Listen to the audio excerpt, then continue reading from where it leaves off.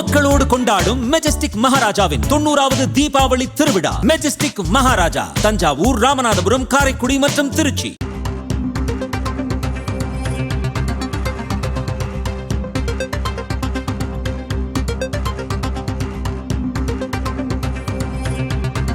தாவேகா தலைவர் விஜய் வெளியிட்ட வீடியோவில் அவரது இதயத்தில் வலியோ காயமோ இல்லை என்று நாம் தமிழர் கட்சியின் தலைமை ஒருங்கிணைப்பாளர் சீமான் பேசியிருக்கிறார்.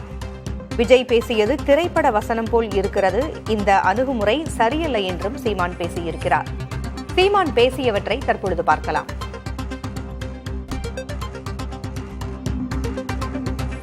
எனக்கு சுய சிந்தனை இருக்குதுன்னா பக்கத்தில் இருக்க ஆளு எனக்கு நீங்க இப்ப எனக்கு சுய சிந்தனை தான். எனக்கு எதுக்கு ஸ்ட்ராட்டஜிஸ்ட்? ஒரு தலைவன் ஒரு படையை வழிநடத்தினால் அது படையா இருக்கும். ஒரு தலைவனே ஒரு படை வழி நடத்தினா அது படையா இருக்காது. அது புரியுதா? இந்த மாதிரி பாடை தான் வரும். விளங்குதுன்னு நினைக்கிறேன். அதனால அதை போய் பேசி பயன் இல்லை. பாருங்க, இனிமேல் இருக்கிற தலைமுறையாவது கற்பிச்சு எது அரசியல், எது நாட்டுக்கு மக்களுக்கு நல்லது, எதை நோக்கி நம்ம பயணிக்கணும்னு கற்பிச்சு கொடுக்கணும்.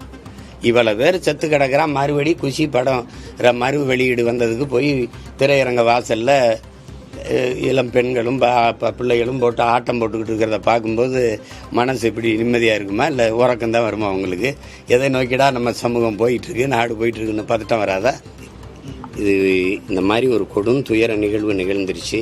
பச்சிலம் குழந்தைகள் இறந்ததெல்லாம் எனக்கு மிகுந்த மன வலியை தருது.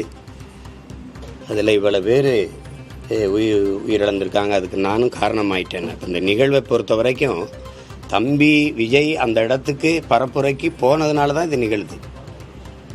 நான் போகலைன்னா அது நிகழாதுல்ல. நான் போனதுனால தான் நிகழுது. அப்போ காரணம் யார்? மற்ற இடத்துலலாம் நடக்கலை, இங்கே ஏன் நடந்துச்சுன்னு சொல்கிறது இல்லை. அப்போ அந்த இடத்துல நடக்கணும்னு நினைக்கிறீங்களா? அந்த இடத்துல ஏன் நடக்கலைன்னு நினைக்கிறீங்களா?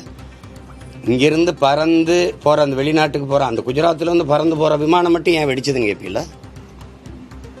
சொல்லுங்கள், அப்படி கேட்பீங்களா? எல்லாரும் போகிற பேருந்து விபத்துக்குள்ளால இந்த பேருந்து மட்டும் என் விபத்துக்குள்ளாச்சுன்னு கேட்பீங்களா? அப்படி கேட்குறதே தப்பு.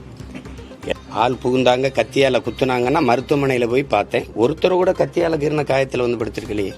காலில் கையில் காயம், கழுத்தில் காயம், எல்லாம் மிதிச்சது.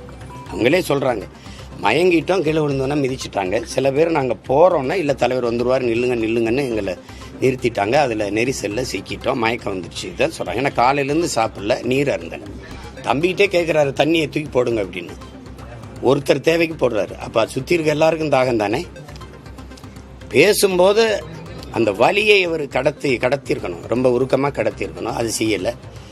இப்போ நம்ம பேசுகிறோம், மாண்புமிகு தமிழக முதல்வர் அவர்களுக்கு சட்டப்படி நீங்கள் நடவடிக்கை எடுக்கணும்னு இருந்தால் என் மேலே எடுங்க.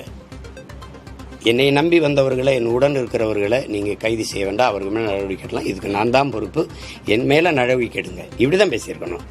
நீங்கள் ஏதாவது பழி வாங்கணும்னு நினச்சா நீங்கள் என்னென்னா, இது எப்படி திரைப்பட கதாநாயக வசனமாக இருக்குது. இப்படின்னா அங்கே கதாநாயகி குடும்பத்தையெல்லாம் கட்டி வச்சுக்கிட்டு என்னை பிடிச்சி வச்சுட்டு கேட்கும்போது தொடர்தான் இருந்தால் என்னையை தொடு, அவங்களையெல்லாம் விடு அப்படின்னு வசனம் பேசுவோம்ல. அப்படி இருக்கு பார்க்கும்போது அது நல்ல அணுகுமுறை இல்லை. மக்களோடு கொண்டாடும் மெஜஸ்டிக் மகாராஜாவின் 90வது தீபாவளி திருவிழா. மெஜஸ்டிக் மகாராஜா தஞ்சாவூர், ராமநாதபுரம், காரைக்குடி மற்றும் திருச்சி.